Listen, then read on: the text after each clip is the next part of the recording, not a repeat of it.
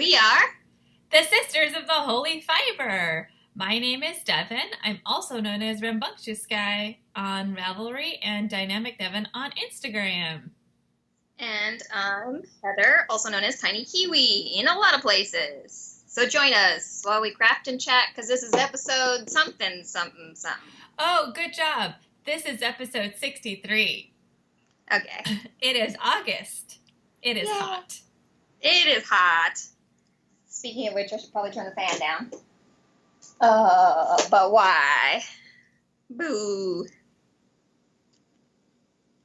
Hello. Do you have any finished objects? I do not have any finished objects. It's whipland over here. Yeah, I'm kind of stuck in whipland myself. I fixed my sunflower because it was peeling off the back. Oh, yes. I think I saw a picture on Instagram. You had finished it and were wearing it. Yes. Yes.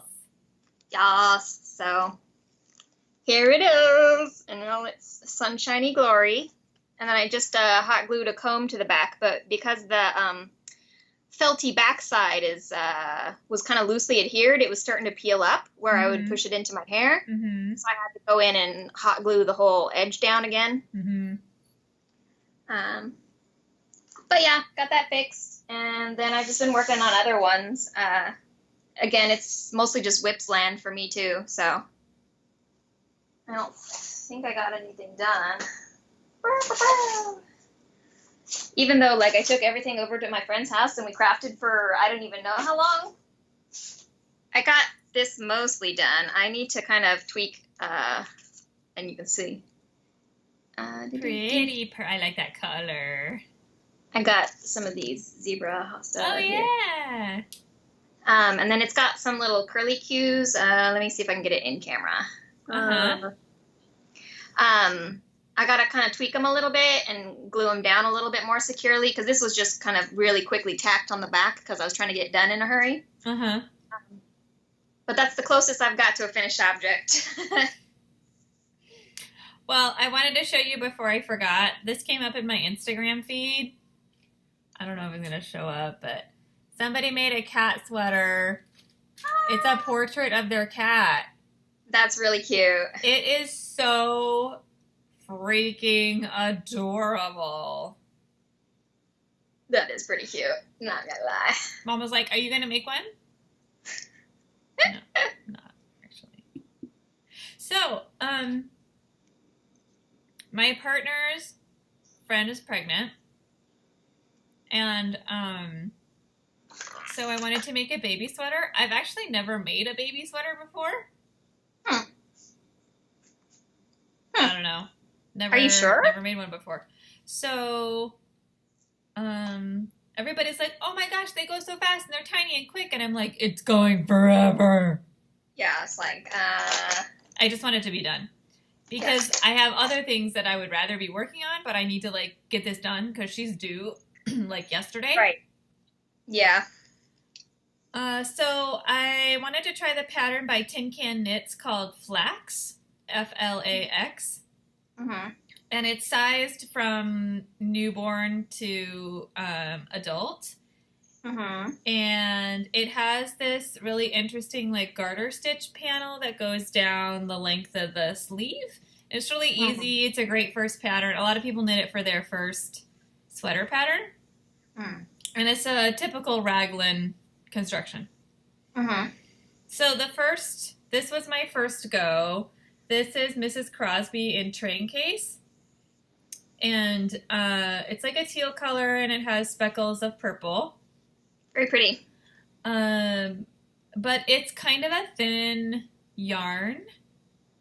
And so the pattern calls for like either size 4 or 5 needles, but you're knitting. So I'm knitting Flax Light, which is the same flax type pattern, but it's with fingering weight yarn that they put out. So, and I could not knit it on size 5, so I went down to size 3, and it was still, like, loose, and I just, like, felt like the fabric was too loose, and, like, it was not going to hold up well. So this yarn is some kind of wool. It's a soft wool, and then like 50%. It's like 25 nylon, and then like viscose or something. Mm-hmm. So it would be okay, you know, for a baby. And I figured the teal was nice color. It was like, this is like a nice blue where if it was on a boy, it'd be fine. But if it's on a girl, it's okay. You know, like people who care, like I don't care, but yeah, some people care. Yes. Anyway, I didn't like the yarn choice. I didn't like how it was knitting up. So I cast on it again. I cast it on again in a different yarn. And I like this yarn a lot better. So this is Stranded Dye Works in her Paradise base. So this is Merino Cashmere Nylon. And the colorway is called Naive Watercolor. And it reminds me of like Monet painting. Like all these colors in here. It's just so pretty. Yeah. I can see what you mean. It's the same sort of color scheme. Yeah, right? So I'm much happier with this. It's actually making a much better fabric for this pattern. And it's also partly because this yarn is like a little bit thicker, because this yarn, it's just a little thin. It's like, it's not lace weight, but it's like a light fingering weight yarn. So, and I'd read some other people had that issue with this yarn too. Like, it's just a lighter yarn. I just need to put this needs to be a shawl. Like, it needs to be in a shawl where I can just be open and drapey and great, you know. Yeah. And both of the yarns that I chose were superwash because baby knits. Right. Like, new mom, like, you need to be able to, like, just put it in the washing machine. Yeah. Anything else is just not going to happen. Yeah. But I was wondering what you thought about that garter panel on the sleeve. Like, do you like it? Would you hold it still?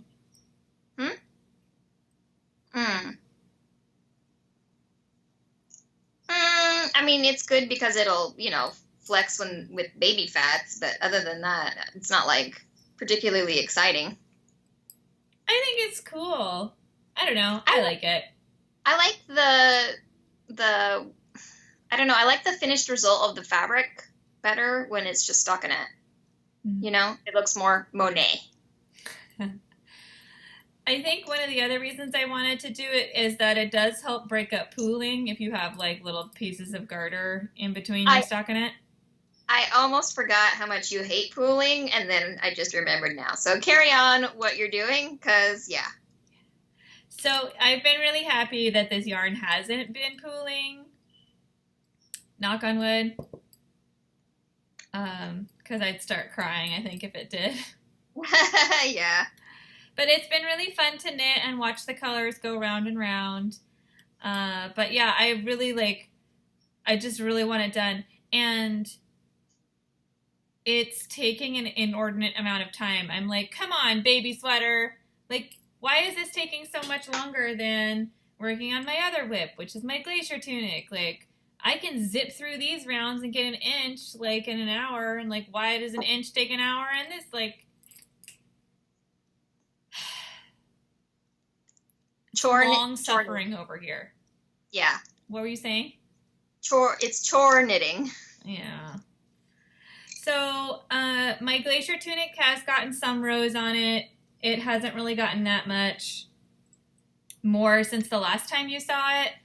I still am super in love with it, and I'm really sad I can't knit on it because I need to get this baby sweater done. Yeah. But it has grown significantly. I need, like, maybe, I think, 4 more inches or something. 3 or 4 more inches. Hold it up by your working edge. I want to see how big it is. By the working edge. This? You know what I mean? Right. Yeah, there you go.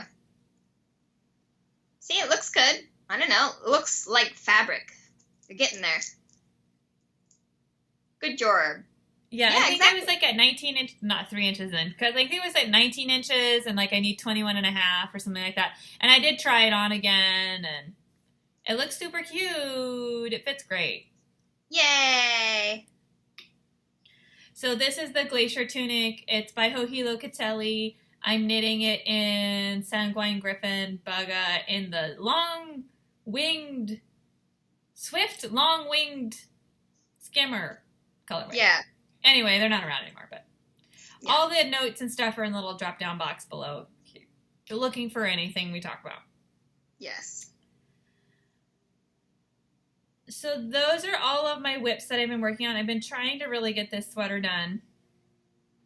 School is starting back up, and so my official first work day is next week. So I've been going back to my classroom and getting ready and stuff, and Right. not having as much time as I would like to just sit and craft. But Yeah. the other thing I started doing is I started spinning on my new spindle. Very nice. So this, I don't think it's going to come up at all. Yeah. Probably not. Yeah. This is a really dark eggplant color. I'm going to wind some off and wind it on my hand and see if I can show you that way. Okay, good idea.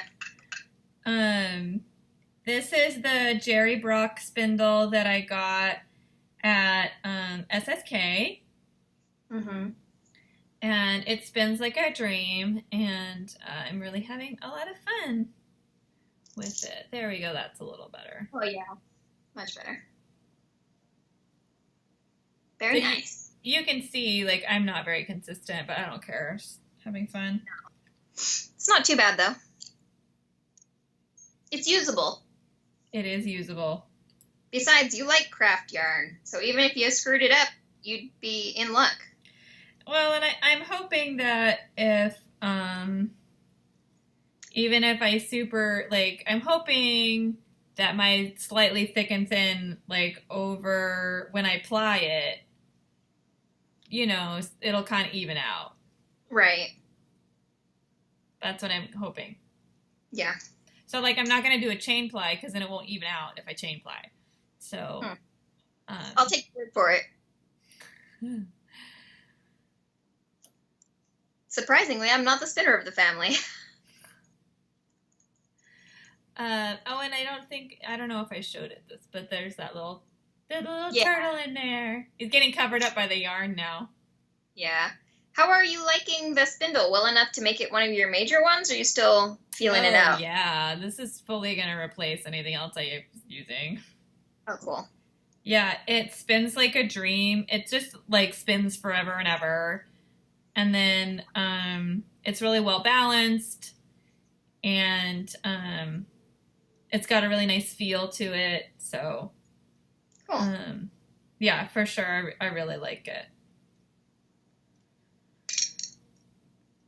I've been thinking about how I want to ply it, like if I want to do a 3-ply or a 2-ply and stuff like that. Mm-hmm. So.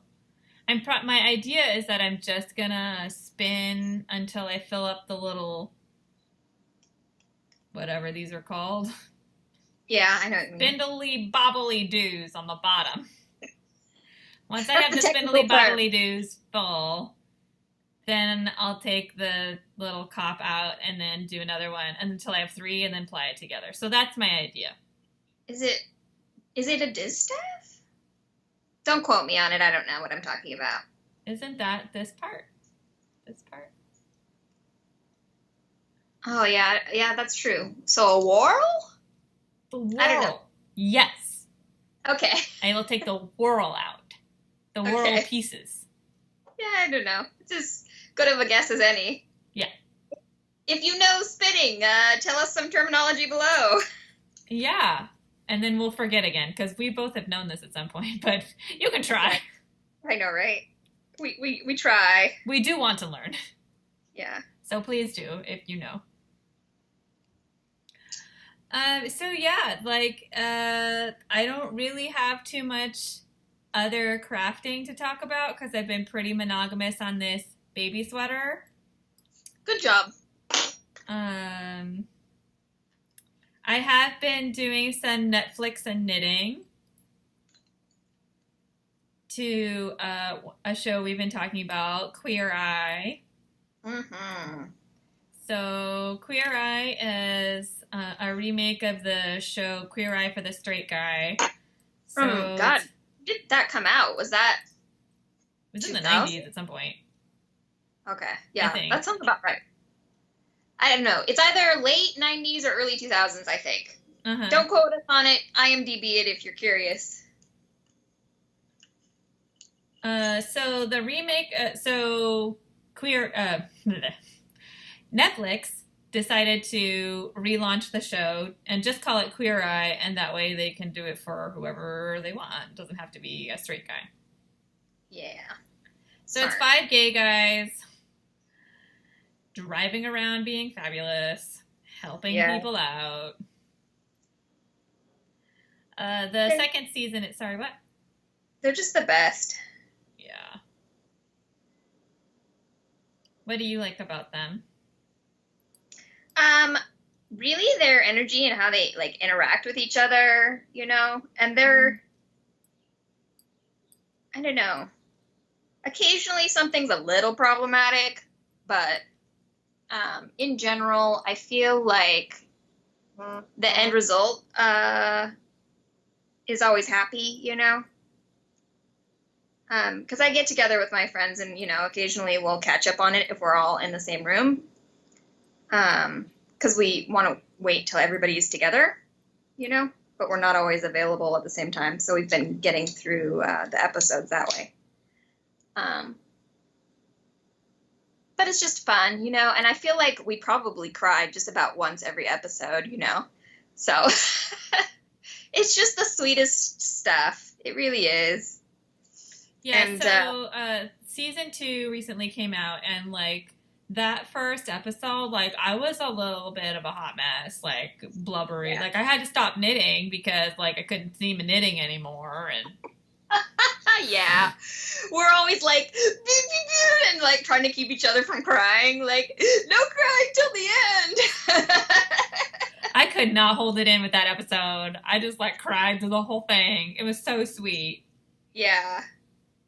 It really is. And, you know, the guys themselves are really fun, you know, and their interactions with each other are really sweet. You know, it's fun watching good friendships, you know? Yeah. So. And I do like some of the designs and things that they do are inspirational. And one of the guys does cooking tips and stuff, does like a cooking lesson with whoever they're doing their makeover for, and I like some of the things that he makes. They sound really interesting and tasty. Yeah, and it's kind of fun to see him, like, in the kitchen in his element, like, improvising. You can tell, like, when he gets his, like, serious thinking face on, you know, it's like in the zone. And he's also, like, one of, like, the sweethearts, and he, like, can't control, like, he just, like, starts crying, you know, like, he's got, like, he's real sensitive, and it's just really cute to see him show his emotions. And they're all adorable. Very sweet, yeah. In their own different ways. I'm, like, trying to take these electronics apart, and I'm, like, hoping I don't get a spring in the eye. Have fun! So Have you been watching anything on Netflix, or? I think so. Oh, there you go. That looks like fun. Yeah, so here's the electronic circuit board. What are you taking apart? Just some, like, the little decorative LED, like, lights, you know? They're not Christmas ones, but they're same style. I'm going to try to make some glowy hair things. We'll see how well this pulls apart, so. I approve. Yeah. Don't electrocute yourself. No, it has not had any batteries in it yet, so it should have no charge. I have to say that, so. I understand. And I might, yeah. I'm just looking at the board and everything they've got on there. It's pretty simple. I'm hoping I can take it apart and make something that's a little less bulky than the entire battery unit. Because it uses 3 AA's. You're going to need a hat. Huh? You're going to need a hat. Well, you know, it's not like I don't have big enough flowers, you know, like I could put it. It's mostly just I'm concerned about the weight once the batteries are in it. But I believe I could I'm pretty sure I could find a way to hide it under a fascinator, you know? So I'm not Stick it in the hat. Yeah. Yeah, I mean, I've got that, you know, like one of the witch's hats, you know? If I just hollow out the inside, it goes right in there. So yeah, I don't know. I'm taking it apart and I'll see what I can make out of it. It might not have enough, energy to run all of it on one battery, but we'll see. It's a fun experiment for $10. Cool. And that's how I learn about electronics, by taking it apart and making a mess. I think that's how anybody learns about electronics. Yeah, probably. I also got, I had a gift card to use up at, a game store. I don't even remember who gave it to me. I've had them for so long. So I got a bunch of little minis and stuff, for D&D. Oh, cool. And what I got do you use minis for in D&D? As someone who's never gotten to play! If you live locally, you could. I'm over it. You don't have to use them. You could even use like quarters or something. It's just a way to visualize where you're at on a map. So the guy who usually GMs for us, he has a big play mat that's essentially like you use whiteout markers on it. Not whiteout. Whiteboard. And so he'll draw the map that he has planned, you know, and then everybody places themselves and then the encounter takes place. So, you know, you can see where it's at and you're not like trying to swing at nothing. Helps you visualize better what's going on or, you know, what the GM planned. Uh-huh. But I mostly got like evil creatures and stuff. Like, I'm always like, oh, sea hags and, you know, hellhounds. Oh, yeah. Yay.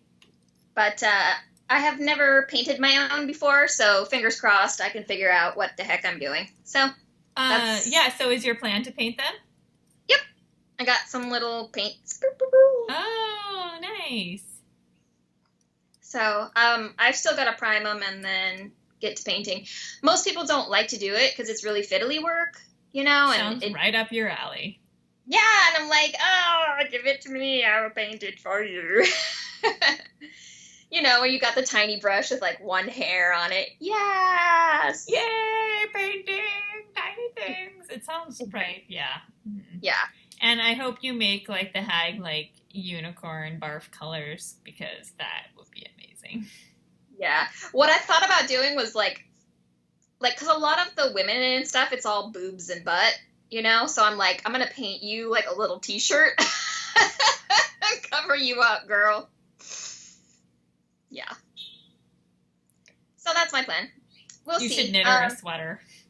I know, right? I thought about it. I thought about using little scraps of fabric for some of these. And like, the problem is they're really tiny, you know? I know. Yeah. So, but I thought I do have little bits of roving and stuff. And I think that might adhere better than like real fabric. Just wrap it in yarn. Yeah, something like that. We'll see. You know, It was a joke. What else?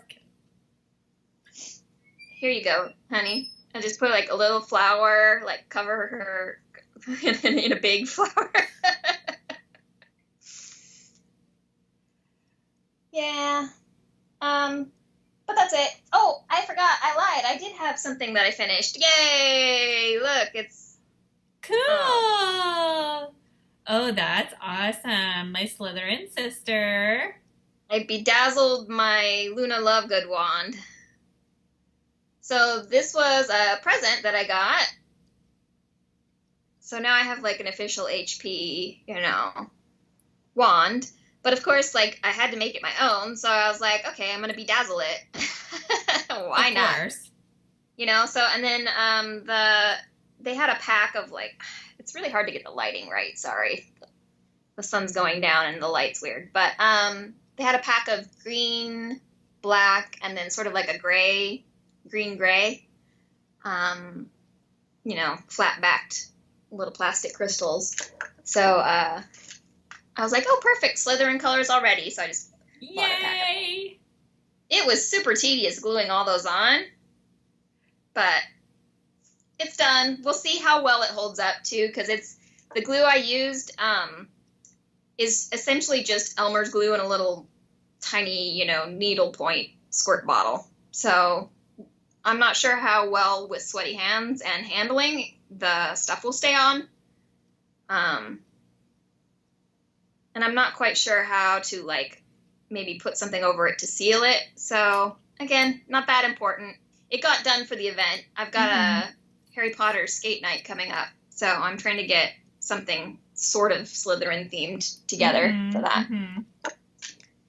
I bought a cute, let's see, where did I put you?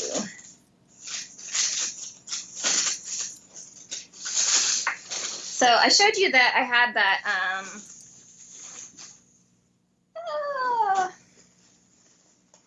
this overcoat that's like an official Harry Potter thing, and I've been looking for something sort of like high-necked to wear underneath it.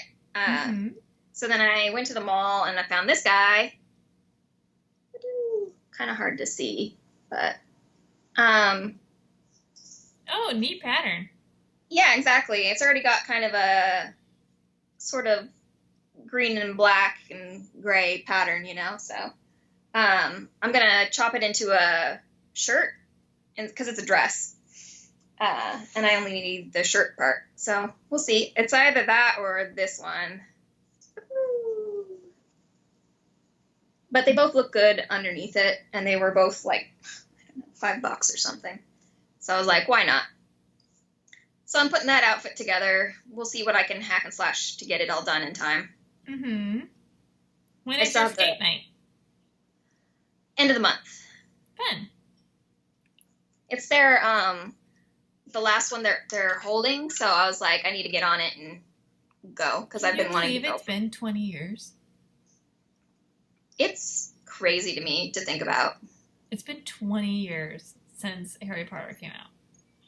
Yeah. That blows my mind. Yeah. And I still feel like,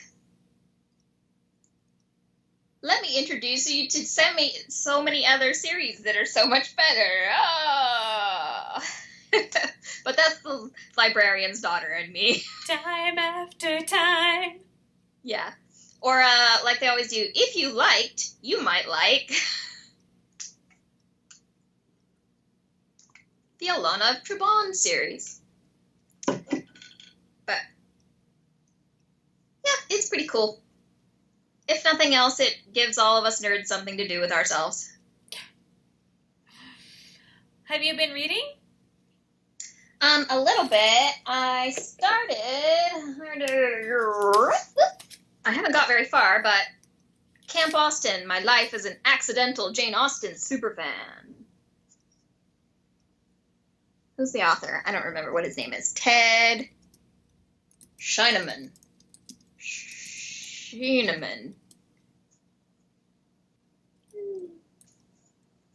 Anyway, I just think it's funny that the guy has marshmallows and they're on fire. That's very amusing. What do you think of the book? I haven't got very far, but so far I'm enjoying it. What's it about? Camp Austen? His life as a Jane Austen superfan. Ted Schieneman spent his childhood eating Yorkshire pudding, singing in an Anglican choir, and watching Laurence Olivier as Mr. Darcy. As the son of a devoted Jane Austen scholar, this seemed normal. Good.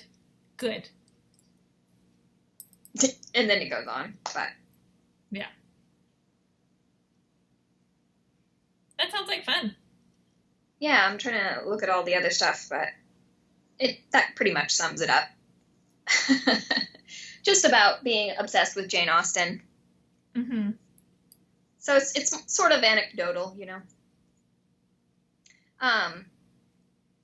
But I like it because it's really light. The book itself is not heavy, so I can stuff it in my purse, and then read a line here, read a line there, pick it up, set it down. Don't have to be committed. Not committed reading required.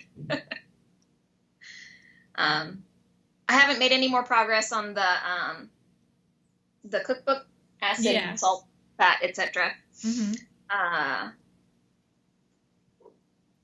Just having, I feel like I really want to absorb it. So if I don't have the brain to do it and it's been really hot, like my brain's been melting out my ear. So I was just going to say, it's too hot to think. Exactly. That's why non-committal reading, right up my alley. So I've been reading. Are you good? Yeah, I'm good. Go for it. Searching for Amazons. Did I tell you about this? I don't remember. I don't think so. I don't think I did. So this is Searching for Amazons by John Mann and the Real Warrior Women of the Ancient World. So I'm about a quarter of the way through it, and he kind of starts from the perspective of the Greeks, because I think that's how a lot of people know about the Amazons in our culture. And if they know anything, which is not always. Yeah. So I thought, so there were some interesting things I didn't know. For example, that the Greek stories, they were fighting three things in their stories. They were either fighting the Titans, Centaurs, or Amazons in a lot of their stories. I thought it was interesting. And a lot of their art also is like one of those three things. Mm-hmm. So he kind of starts with like some little background stuff, and then he gets into recent research and what was actually the people who actually lived in the Asian steppe, which is probably, it's like between the Black Sea and China is kind of where these people lived. Mm-hmm. And that their graves show that the women did, not all of them, but like 30% of the women show battle wounds on their... So there were warrior women, and that's where like this story would have come from. Mm-hmm. So very interesting, like new research. I guess there's this big grave that they found that was in danger of being demolished, so they removed all the bones because somebody was bulldozing, whatever. So it was like 200. It was like a cemetery, you know, like 200 people were buried there. Wow. And so somebody did a very detailed like cataloging of all these bones and their lives and like what they learned from the bones of these ancient people. And I guess, so one of the hypotheses, so they found in the bones that there were some people who lived with diseases that would have made it extremely painful to be alive and probably would have resulted in physical deformity before modern medicine, but they did like show signs of manual labor, so they had like a place in society. They did, whereas like in Greek society, they just killed them. They didn't have a place in society, disabled people. So, and then it also said that these ailments may have resulted in bodies that looked unusual, for example, only having one eye, or even the eye moving to the middle of the head, which is maybe where the Cyclops legend may have come from. Right? Like, that was so cool. I'm only a quarter of the way into this thing. What else am I gonna learn? Craziness. And the book is written, like, really easy to read. He is obviously, like, clearly very well read and very well researched and does a lot of research, but he doesn't, like, he's not, like, talking academic to you. He knows this is not an academic paper. This is something to translate academic papers into something, like, the rest of us can read. Right. The rest of us want to read. Anyway, so I've been enjoying that. And I'm glad I checked it out from my library. What's the author's name? John Mann. Thank you. Yeah. I know you mentioned, I just forgot. No, it's okay. Yeah. So I'm excited to keep reading that. And then the other one, I've had this book for a while, but I just got it out again because I'm about to go back to work. And I love this book. It's called Beating the Lunchbox Blues. I might have talked about it before. I don't know. I don't care. I'm going to show you again. So it's by J.M. Hirch. And you can see, like, all my little taggies and stuff in it. It's, like, so much stuff in here, like, I want to try. It said something about Rachel Ray on the cover. What was that? Oh, it's just a foreword by Rachel Ray. Oh, okay. Whatever. So, for example, let's see if I can put this in here without... Okay. So, on this page, there's like a salad. It's like a salad in a wrap. So, it's just like romaine lettuce and chicken and... I think that's it. And dressing. Like, that's all that's in here, wrapped in a tortilla. And I was like, oh my gosh, that'd be so easy. And I have romaine lettuce in my fridge right now, and I could just put in tofu. So I did tofu and the lettuce, and I think I put in some feta cheese that I had in the fridge. And then I just drizzled it with balsamic vinegar. But I have this flavored balsamic vinegar, and it was like dinner. So, sometimes it just takes like somebody looking at somebody else's ideas to figure out like I could do this like right now. Yeah. I have the things in my fridge. We have the power. Yeah. I just need somebody else to help me think of things I can make. I'm just not very good at thinking about like what do we want to eat for dinner or what am I gonna have for lunch. And the one that I really liked, although it may be only so useful for you because she does a lot of meat-based stuff. Let me find it because I forget her name. Bazow!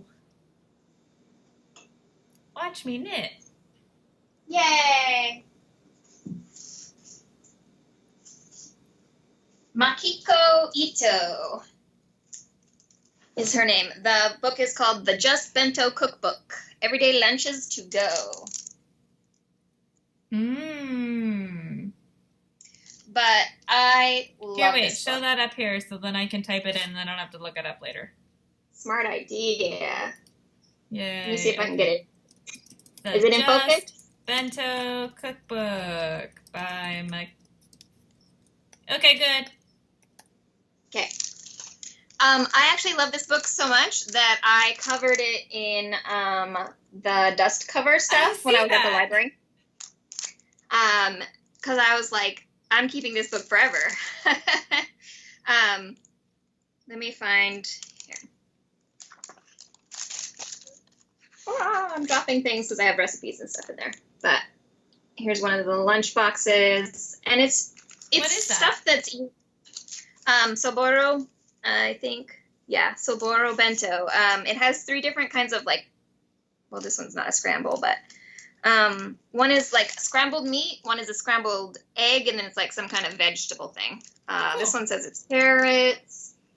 Anyway, she gives you, it's not just like the recipes and stuff, but it's also like it's got several iterations for stuff. So if you wanted to do something different, put in green beans or try a tuna version, And then it also gives you a timeline at the bottom, which I thought was super helpful for getting everything done in the most manner. So for quick assembly, she recommends making the turkey in advance and freezing, and then make the green bean and carrot soboro the night before. The only thing I recommend making in the morning is the egg soboro. So, it's got like a make in advance, prep the night before section kind of stuff. Cool. Anyway. Yeah. And she's got a lot of you don't need to be great at cooking to figure out how to use it. Like here she's showing you how to make the, this is black and white, so I don't know how well it'll come out. But one of the egg sushis, how there's a tamago roll? Yeah. This is the way that you make it, essentially. You don't have to put it on sushi, but it's the same way of making it because you add sugar and stuff into it, so it sweetens it, and then you roll it so it has that distinctive texture.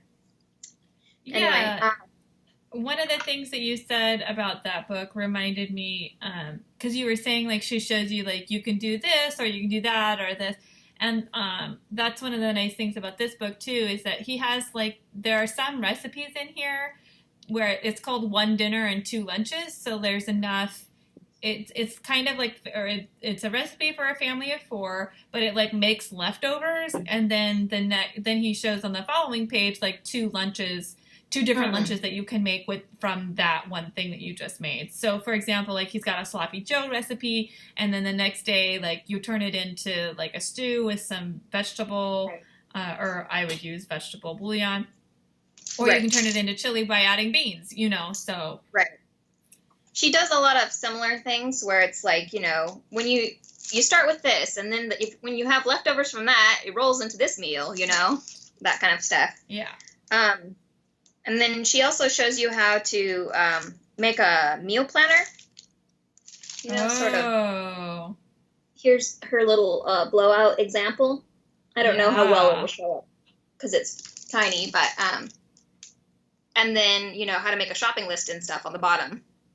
And then it's balanced out by, day of the week, and then by breakfast, lunch, dinner, and then like whether it's fruits and veg, what's your protein, what's your carb kind of thing. And the thing I like too is she's essentially cooking for her and her husband, so it's like the amounts don't end up crazy like you do when you're trying to feed a full family, which is always my biggest problem. Yeah. For one. And I think I forgot to mention, sorry. No, it's okay. She shows how to freeze the rice and stuff so that you have everything ready to go, so that you, as easy as possible, like on the day of. That's really nice. This book doesn't have that. But he does mention in this book, all of his recipes are for a family of 4, but they're also written to be easily halved. So you can easily cut all of these recipes in half, which is what I do. So, yeah.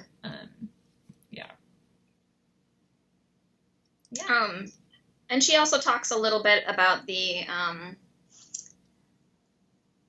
like if you're worried about salt content, do this. If you're worried about your fat content, have it, substitute this, that kind of stuff, But again, it's very approachable. The pictures are great. The instructions are great. And the ideas are fantastic, so, especially if you're not vegetarian, I think it's a great book. Recently, I saw she came out with a second one. It's just like the same title, I think, but 2 or something. And I didn't find that it was any great improvement on the first one. So I don't know if I could really recommend the second one. But the first one's definitely earned its place on my shelf. And I've done recipes out of it. It's worked fantastic for me. That's how I learned how to make those egg omelets, the Japanese style. Well, I think that is a seller in and of itself because, that's what the sign of a good cookbook is, when you really learned how to do something from it. Yeah, for sure. And if nothing else, I always find it inspiring to look at. The pictures are so clear and visually interesting, and that was part of it too, is let's make good food easily and make it look nice, without spending too much time on it, because sometimes the bento stuff can get really crazy when you're doing it for looks, when you're doing it for your Instagram followers, it's different because you can spend 3 hours on it, cutting out little shapes and stuff. But she's definitely skipping that. This is really just make it appetizing enough, to look at to eat. It doesn't have to be a work of art. Cool. Well, I'll have to check that out. That looks awesome. And I must not have talked about this book before because I don't remember you mentioning that. Although it would be really funny if in a previous episode we did talk about both of these books, and that would be really amusing. That would be funny. And just like us. Just like something we would do. So thanks for joining us. So the last thing I want to talk about is garden. You have to tell me all about your melons.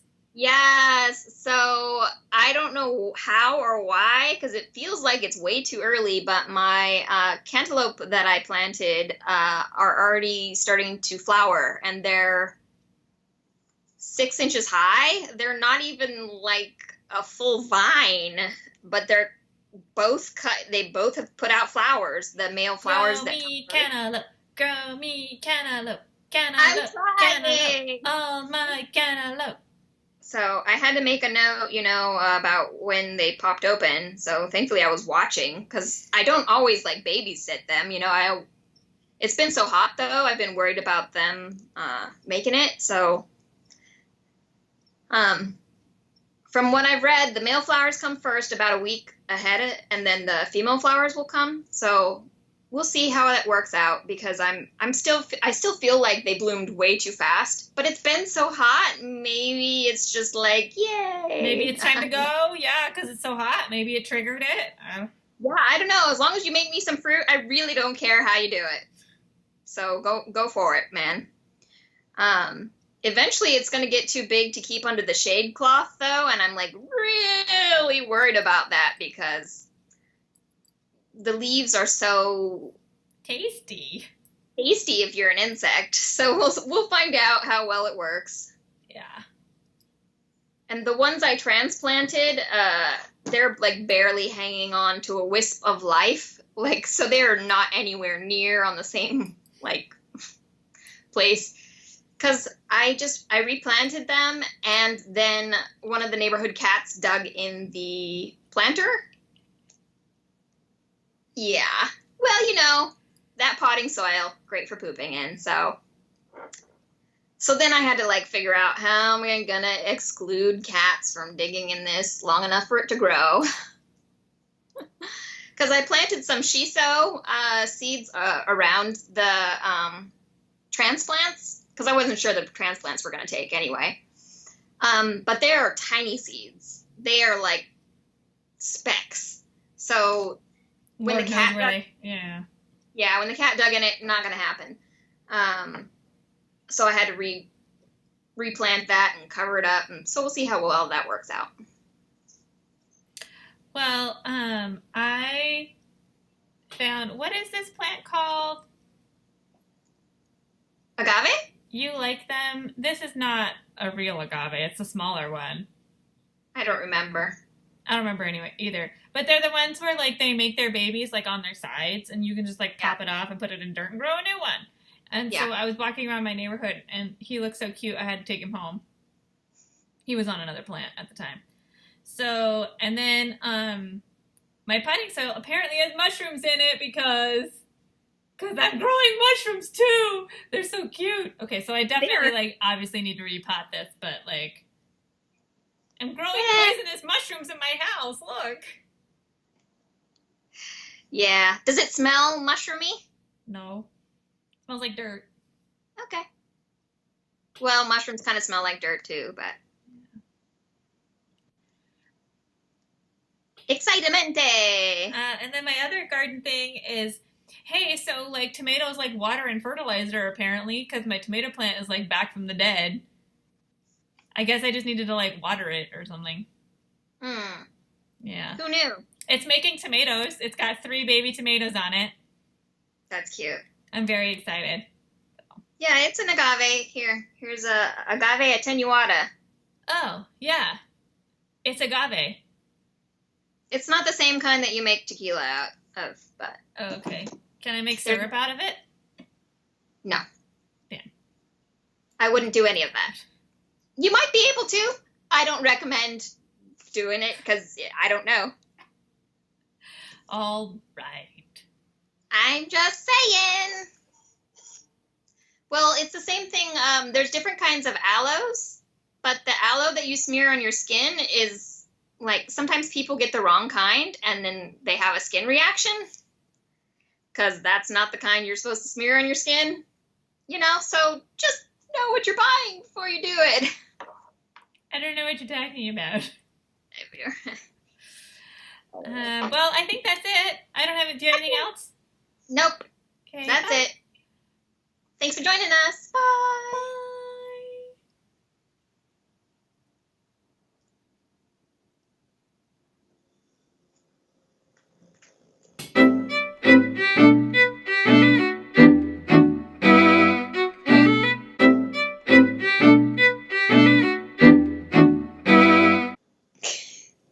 That was the best exit ever.